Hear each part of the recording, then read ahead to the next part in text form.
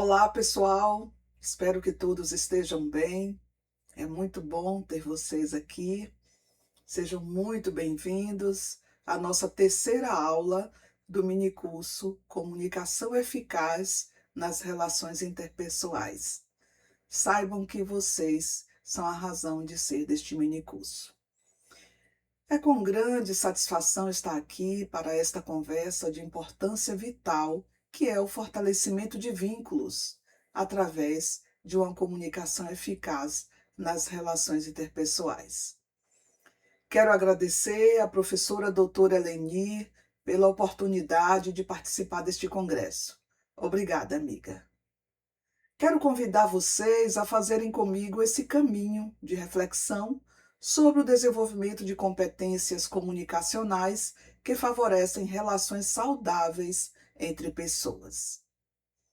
Este minicurso é formado por 5 aulas e vamos caminhar juntos por um território que é ao mesmo tempo íntimo e universal, que é o território dos vínculos humanos.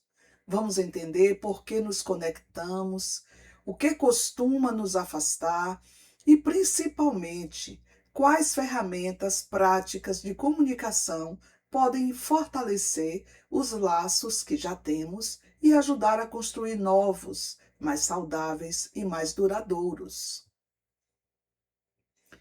O mapa da nossa jornada já foi iniciado com a aula 1 e 2 e hoje vamos fazer a aula 3.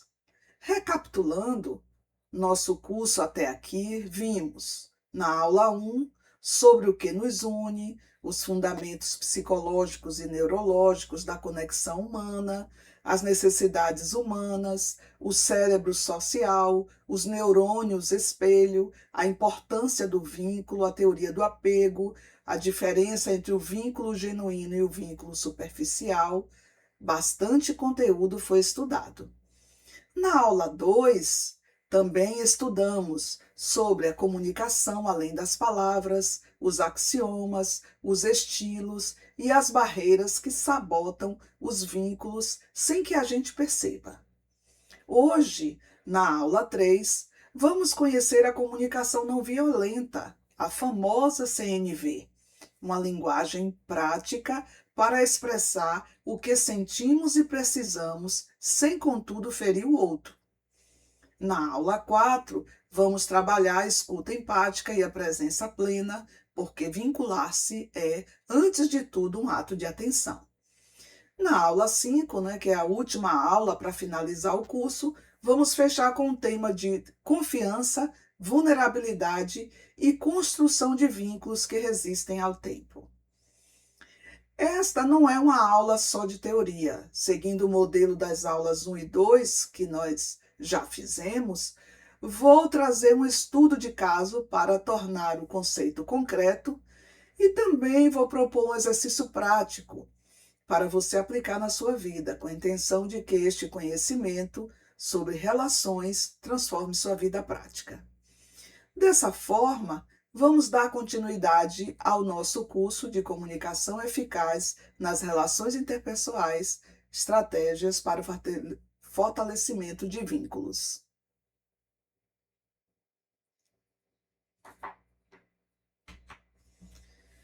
Sou Ednilce Silva de Essa, psicóloga, especialista em neuropsicologia, em avaliação educacional e em autoria educacional. Graduada em psicologia, química e administração. Atualmente trabalho como psicoterapeuta online. Vamos dar início ao conteúdo da aula 3, que é a comunicação não violenta, CNV. Nossa terceira aula é sobre essa prática muito interessante. E nas 2 últimas aulas construímos a base. Entendemos por que nos vinculamos e como a comunicação pode aproximar ou afastar as pessoas. Um lembrete para quem está assistindo esta aula e não assistiu ainda às aulas 1 e 2. Olha, as aulas estão assim imperdíveis. As aulas 1 e 2 nós abordamos vários assuntos de suma importância e recomendo que você, após terminar de assistir essa aula, que é a aula 3, você possa assistir às aulas 1 e 2 e tenho certeza que você vai gostar do conteúdo rico que entregamos lá. E nessas duas aulas, aulas 1 e 2, nós vimos a teoria do apego, que molda nossos vínculos. Vimos também na aula 2 como a comunicação funciona, o que pode dar errado e por que tantas vezes a intenção de uma pessoa em comunicar e o efeito que ela produz no outro são duas coisas completamente diferentes. Agora, na aula 3, vamos colocar a mão na massa, com uma ferramenta concreta, estruturada e amplamente estudada. Como eu disse, a comunicação não violenta, ou CNV, foi desenvolvida em 1960 pelo psicólogo americano Marshall Rosenberg. Essa é uma prática amplamente estudada e vamos ver no decorrer dessa aula. Comunicação não violenta, a linguagem do vínculo. Marshall Rosenberg desenvolveu a CNV, inspirado, entre outras coisas, pelo trabalho do psicólogo humanista Carl Rogers e por sua própria experiência, mediando conflitos em contexto de extrema tensão, incluindo conflitos raciais e comunitários nos Estados Unidos. Carl Rogers é o psicólogo que desenhou e criou a teoria, né, centrada na pessoa. A CNV é uma abordagem prática voltada a resolver conflitos e fortalecer relações por meio da empatia. Ela ensina a expressar necessidades e sentimentos com clareza e sem julgamentos, focando em escutar e compreender o próximo. A pergunta que guiou o trabalho dele de Marshall Rosenberg, foi: o que faz alguns seres humanos se conectarem mesmo em situações de extremo conflito, enquanto outros se desconectam até em situações triviais do dia a dia? Então, esse foi a problemática que Marshall Rosenberg se debruçou, né, se atentou para estudar e criou a comunicação não violenta. Vocês estão vendo aí no nosso slide, né, a figura da girafa, e não é por acaso. A girafa é o símbolo da CNV. Por que a girafa é símbolo da CNV? Né? Por causa de algumas características, como a girafa possui um grande pescoço para ver além dos julgamentos, sentido figurado, né? E partilhar essa consciência. Outra característica que a girafa tem é que a girafa tem o maior coração entre os mamíferos terrestres. A CNV é a linguagem do coração. Uma outra característica é que a girafa ela tem orelhas sempre atentas para a escuta empática. A resposta que ele construiu é um modelo de 4 componentes que vamos explorar em detalhes. Ou seja, a CNV, que é a comunicação não violenta, é um modelo que envolve 4 componentes. E nós vamos ver a seguir quais são esses componentes.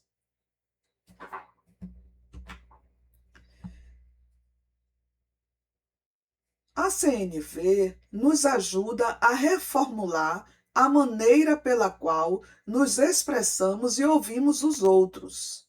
Nossas palavras, em vez de serem reações repetitivas e automáticas, tornam-se respostas conscientes, firmemente baseadas na consciência do que estamos percebendo, sentindo e desejando. Os 4 componentes da CNV são: primeiro, observação, depois, sentimento, depois, necessidade e depois, pedido. Nós vamos entender cada um desses componentes aí. A estrutura da CNV tem 4 componentes, como eu disse, começando pela observação, passando pelo sentimento, necessidade e pedido. Vamos um por um, com bastante calma, porque essa é a espinha dorsal de toda a aula. Entender esses 4 componentes é de suma importância para entendermos como funciona a CNV e, diante desse entendimento, praticarmos na nossa comunicação. O primeiro componente, o da observação, a ideia é descrever o que aconteceu de forma factual, sem misturar julgamento ou interpretação. Rosenberg costumava dizer que somos treinados desde pequenos a misturar observação e avaliação na mesma frase, e que separar essas duas coisas é um dos exercícios mais difíceis e mais libertadores da CNV. Então, logo aqui nesse primeiro componente, que é o da observação, ele já aponta uma dificuldade, porque nós fomos treinados a fazer a observação atrelada a uma avaliação, a um julgamento, a um juízo de valor, né? E nós vamos ver mais adiante um estudo de caso que vai clarificar esse primeiro componente. Então, vamos para o estudo de caso. Veja a diferença entre estas duas frases. A frase 1, você é desorganizado. Guarda aí essa frase. A frase 2 diz o seguinte: eu vi 3 pratos sujos na pia desde ontem. A primeira frase é um julgamento de caráter que generaliza, rotula e quase sempre gera defensividade. A segunda frase é uma observação, descreve um fato concreto, observável, que qualquer pessoa presente conseguiria confirmar. Quando a comunicação começa por um julgamento, o cérebro do outro entra em modo de defesa, antes mesmo de processar o conteúdo da mensagem. Quando a comunicação começa por uma observação factual, há muito mais espaço para o diálogo. O que é uma observação factual? É você falar somente o fato, sem colocar ali o julgamento, a sua opinião, o juízo de valor. Então, se você chega num ambiente e encontra desorganizado, ao invés de afirmar que a pessoa é desorganizada, você afirmar que encontrou pratos sujos na pia. É um fato. E é um fato observável. Qualquer pessoa que chega no ambiente pode constatar esse fato. Os pratos estão sujos na pia e precisam ser lavados. Mas quando você, diante desse fato, rotula a pessoa como desorganizado ou preguiçoso, você já está fazendo um julgamento, rotulando a pessoa. Observação é diferente de julgamento. Observação é descrever fatos. Julgamento é atribuir juízo de valor, opinião ou rótulo sobre o fato. O julgamento precisa do fato, mas a observação do fato não inclui o julgamento. E a gente precisa ter clareza quanto a isso. e procurar exercitar na nossa comunicação o que é fato, o que é uma observação genuína e o que é julgamento.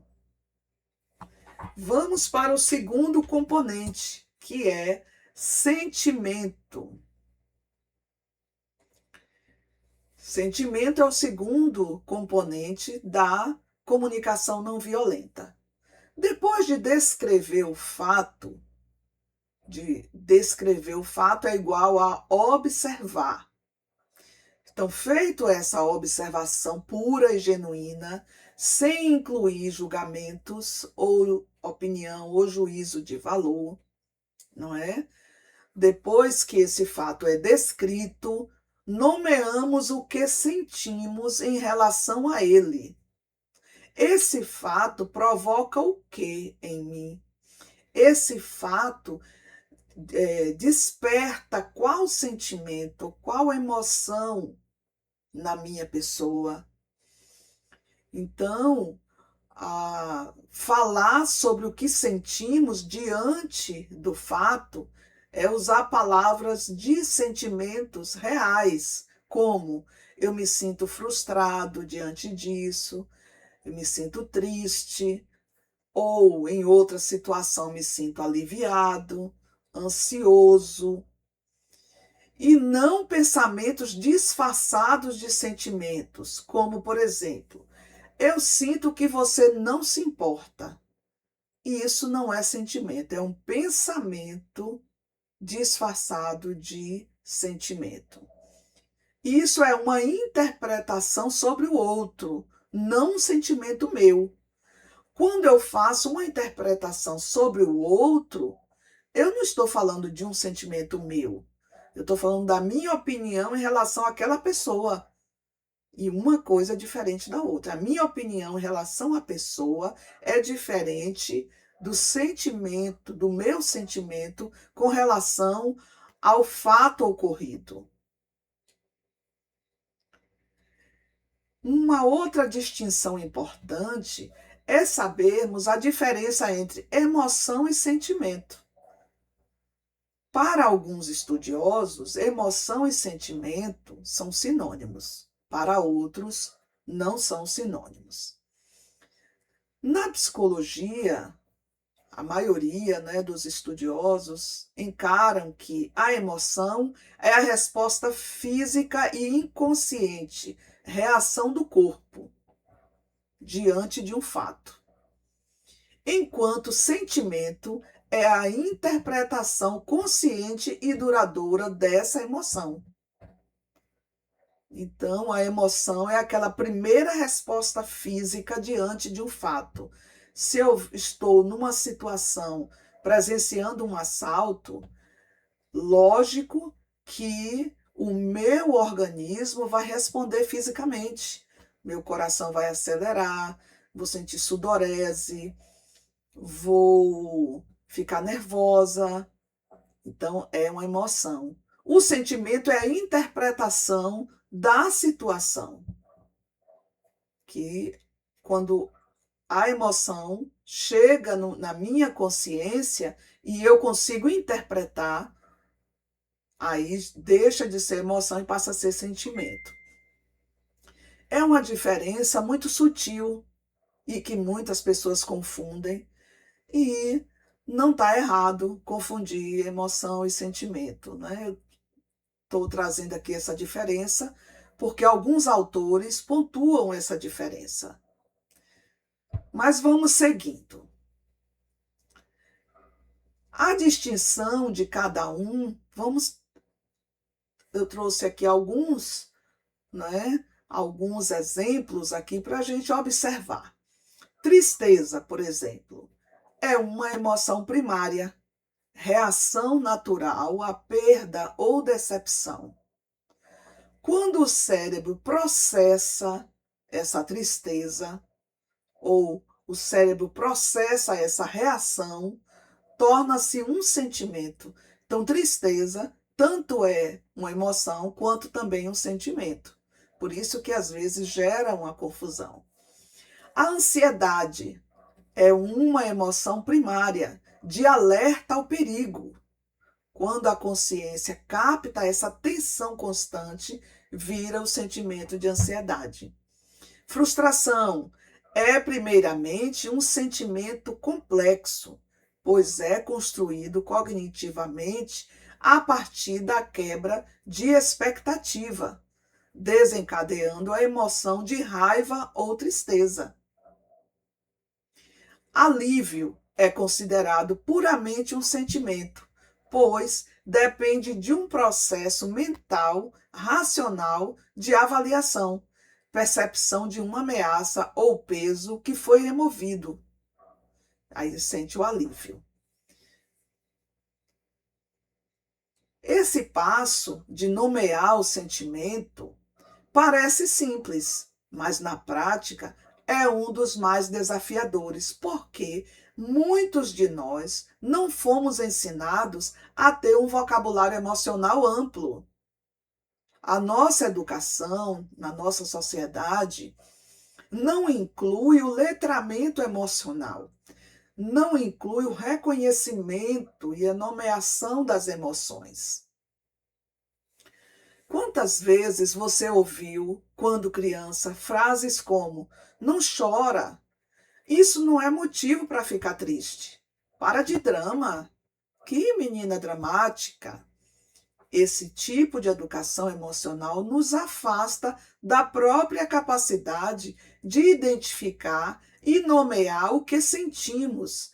E se eu não consigo nomear o que sinto para mim mesma, fica muito mais difícil comunicar isso para o outro de forma clara.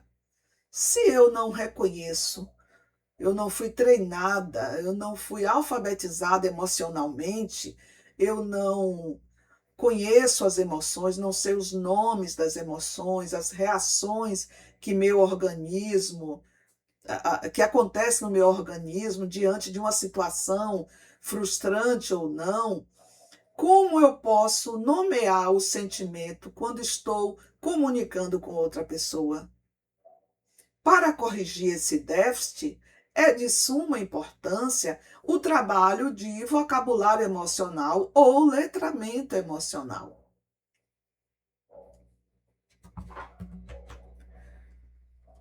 Outro componente é a necessidade, que já é o terceiro componente da comunicação não violenta.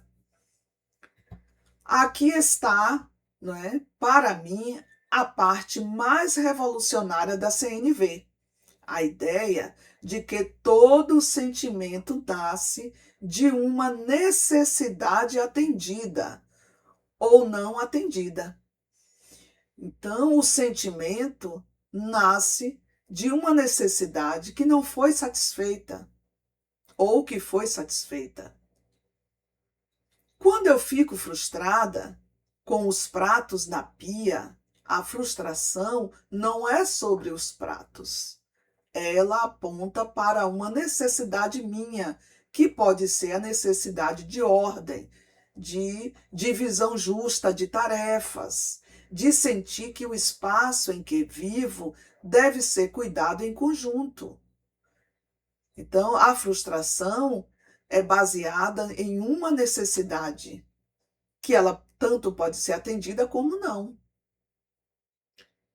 O sentimento aponta para uma necessidade. Rosenberg identificou necessidades humanas universais, coisas como segurança, pertencimento, autonomia, respeito, compreensão, contribuição, descanso, conexão, entre muitas outras necessidades humanas. A grande contribuição da CNV é deixar de focar no comportamento do outro como o problema e passar a identificar a necessidade própria que está por trás do desconforto. Isso muda completamente o tom da conversa. Em vez de "você fez errado", o ponto de partida passa a ser: eu tenho uma necessidade que não está sendo atendida e eu quero falar sobre isso com você. Um outro componente, né, da CNV o quarto componente é o pedido. Depois de observar, que é o primeiro componente, sentir, segundo componente, identificar necessidade, terceiro componente, partimos para o quarto componente, que é o pedido claro, específico e factível para outra pessoa. Algo que ela possa concretamente fazer e não uma exigência disfarçada de pedido. Uma frase modelo da CNV, juntando os quatro componentes, a estrutura típica de uma frase em CNV fica assim: quando eu vejo ou ouço, observação factual, eu me sinto, sentimento, porque eu preciso de, é uma necessidade. Você poderia, e aí faz o pedido. Essa é a estrutura típica. Primeiro, você coloca o fato que você observou, ou você viu, ou escutou, é o fato. E, em seguida, como você se sente diante do fato? Sentimento. Por que você precisa que esse fato seja melhorado, seja resolvido? É uma necessidade sua. E, em seguida, um pedido que é como uma forma de contornar essa situação para que ela não se repita. Mas vamos ver mais adiante para ficar mais claro. Voltando ao nosso exemplo, em vez de, como a gente falou aí no início da aula, você é desorganizado, em vez de falar essa frase, você é desorganizado, ou então eu não aguento mais isso, a versão em CNV seria algo como: quando eu vejo louça acumulada na pia por mais de um dia, aí é o fato. Eu me sinto sobrecarregada, porque eu preciso sentir que a casa é cuidada por nós dois igualmente. Se moram duas pessoas na casa, né? Esse exemplo aqui é um exemplo que duas pessoas moram numa casa. Você poderia, aí vem o pedido, você poderia lavar a louça do dia até a noite? Ou combinarmos um outro sistema que funcione para os dois? Repare como essa frase é, ao mesmo tempo, mais honesta, porque expõe o que realmente está em jogo, que é a necessidade, e também, além de honesta, essa frase, modelo da CNV, também é mais gentil, porque não ataca o caráter da outra pessoa. Percebe que é uma frase que não ataca e abre o diálogo. O pedido é uma pergunta, uma tentativa de solucionar aquele impasse ou aquela situação que está causando esse desconforto ou sobrecarga, que foi o sentimento que o exemplo aqui citou.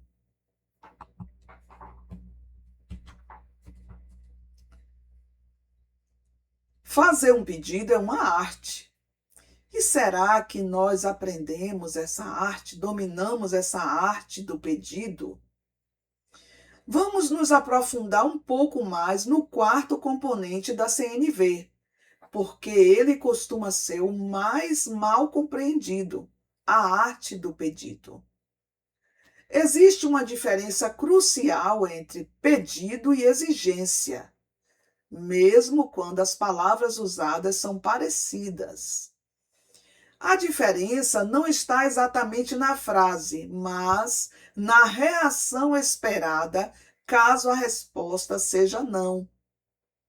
Se diante de um pedido, a resposta do outro for não, como é que eu vou me comportar? Como é que eu vou reagir? Qual vai ser a minha reação diante desse não?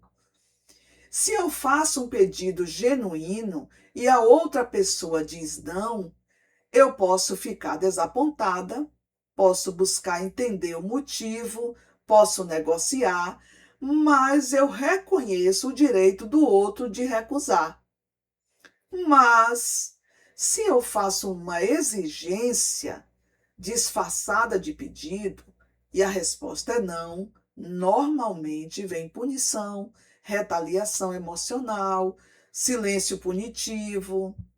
Rosenberg dizia que um bom teste para saber se algo é pedido ou exigência é observar a sua própria reação interna diante de um não. Outro ponto importante: pedidos eficazes são específicos e positivos, descrevem o que você quer que aconteça, não apenas o que você não quer.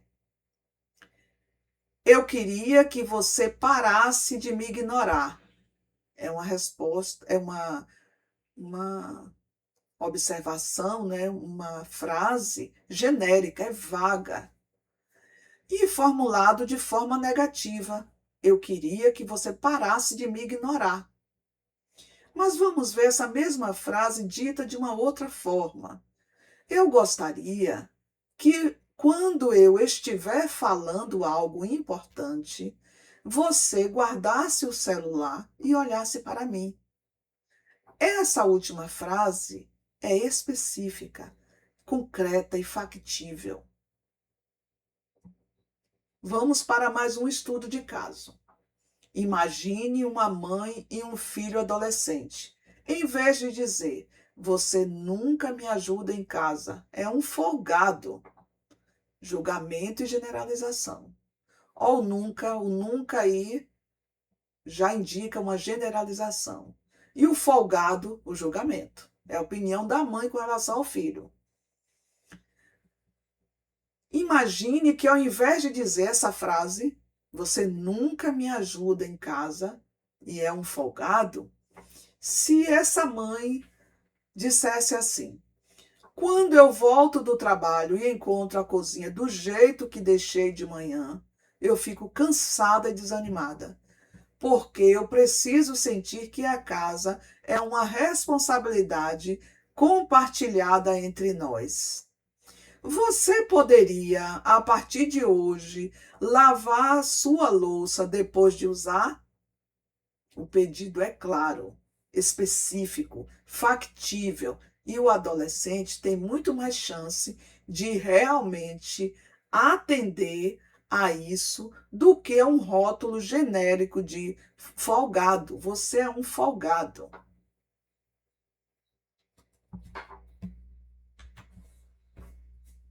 Vamos ver como a CNV funciona em situações de conflito.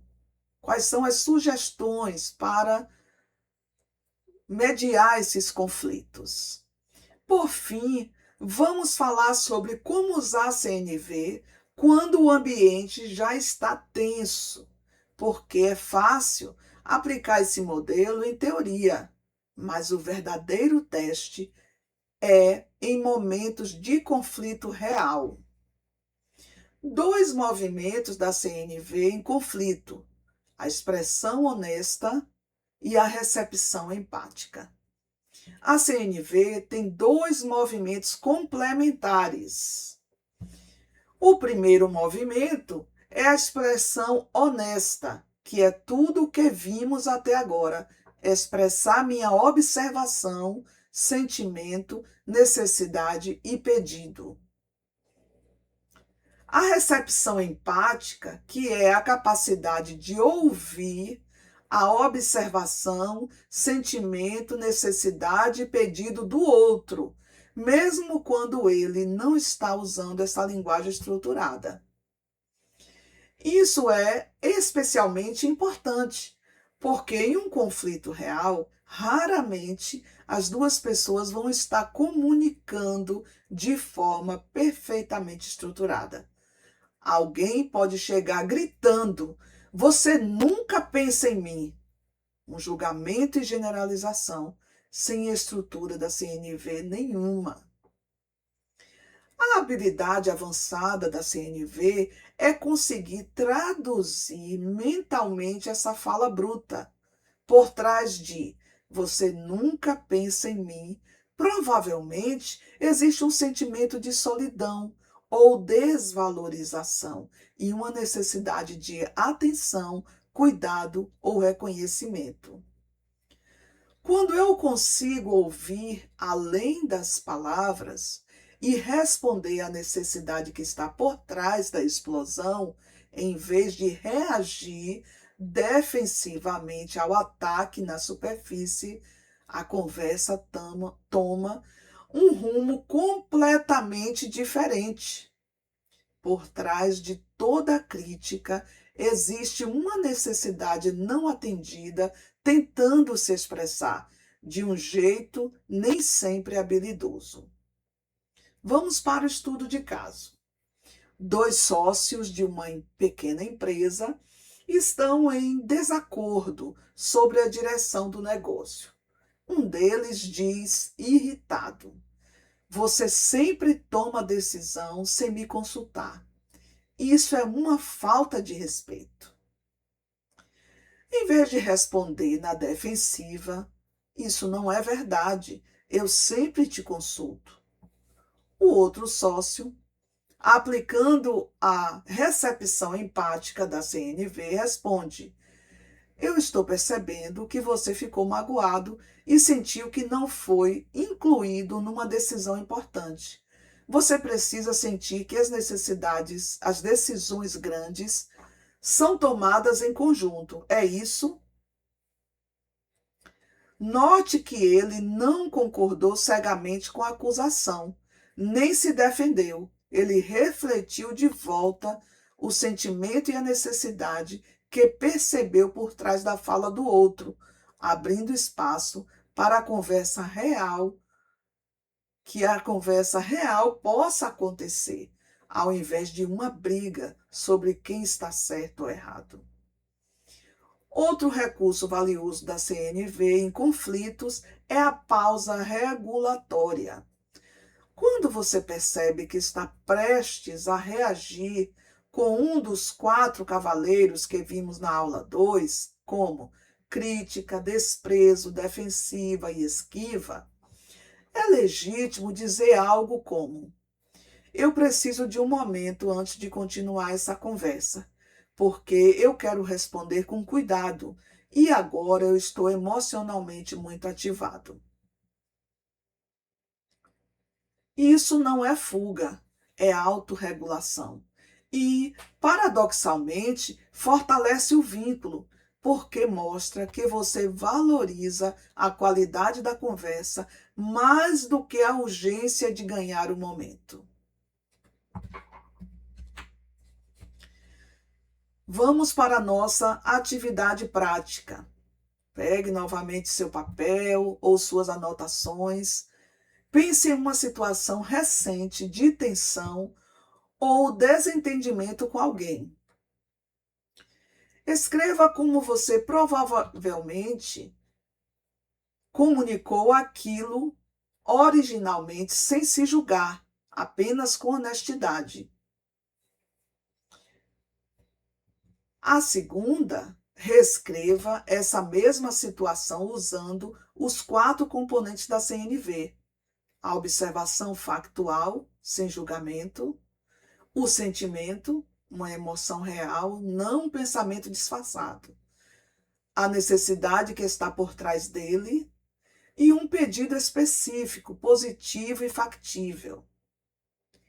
Pense em algo que alguém te disse recentemente de forma crítica ou explosiva e tente traduzir essa fala. Qual sentimento e qual necessidade você imagina que estavam por trás daquelas palavras? Essa é nossa terceira atividade. Hoje conhecemos os 4 componentes da comunicação não violenta, que são observação, sentimento, necessidade e pedido. E vimos como eles se conectam numa estrutura prática de fala. Aprendemos a diferença entre pedido e exigência, e como formular pedidos específicos e factíveis. Vimos também como usar a CNV em situações de conflito real, tanto como nos expressarmos com honestidade, quanto mais ouvirmos o outro com empatia, mesmo quando ele está se comunicando de forma estruturada. Na próxima aula, nossa quarta aula, vamos nos aprofundar exatamente nessa segunda parte, a escuta. Vamos falar sobre os diferentes níveis de escuta e sobre presença plena, porque vincular-se, no fundo, é também um ato de atenção genuína ao outro. E, diante disso, espero você lá. Na nossa quarta aula, estamos caminhando já para a quarta aula.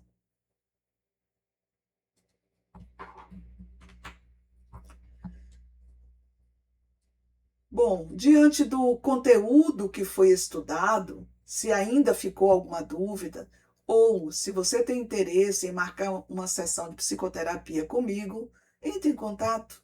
Sou psicóloga clínica e atendo online. Aqui estão meus contatos, WhatsApp e Instagram.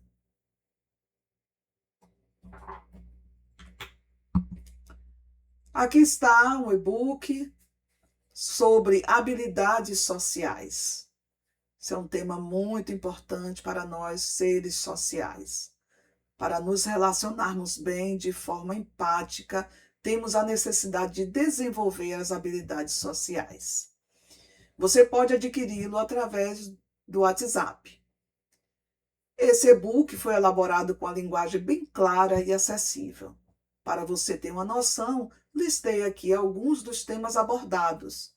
O que as habilidades sociais, a neurociência das conexões, comunicação assertiva, empatia, habilidade que transforma, escuta ativa, gestão de conflitos e negociação, autoestima e autoconhecimento, habilidades sociais no trabalho e liderança, entre outros temas que o e-book aborda. Um outro e-book é Letramento Emocional, tema igualmente importante como o de habilidades sociais. O letramento emocional ou vocabulário emocional é fundamental para o autoconhecimento e para as relações interpessoais. Nossa dimensão emocional precisa ser acolhida e reconhecida como parceira importante em todas as funções do nosso organismo. Você pode adquiri-lo através deste WhatsApp. Esse e-book foi elaborado de forma clara e acessível.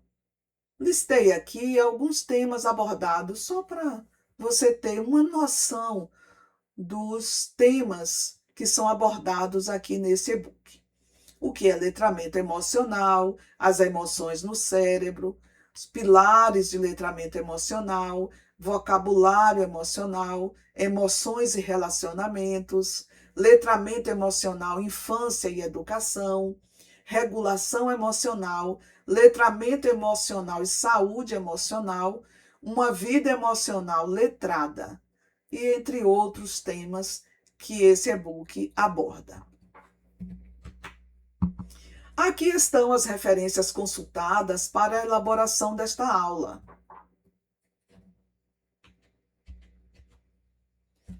E o meu muito obrigada a todos pela atenção. Se você não assistiu ainda à aula 1 e 2, convido você, recomendo que volte e localize as aulas 1 e 2, que são aulas de muito conteúdo importante, que vão servir de base para você entender as aulas 4 e 5 que ainda vamos ministrar. Um ótimo obrigado e espero vocês na próxima aula 4.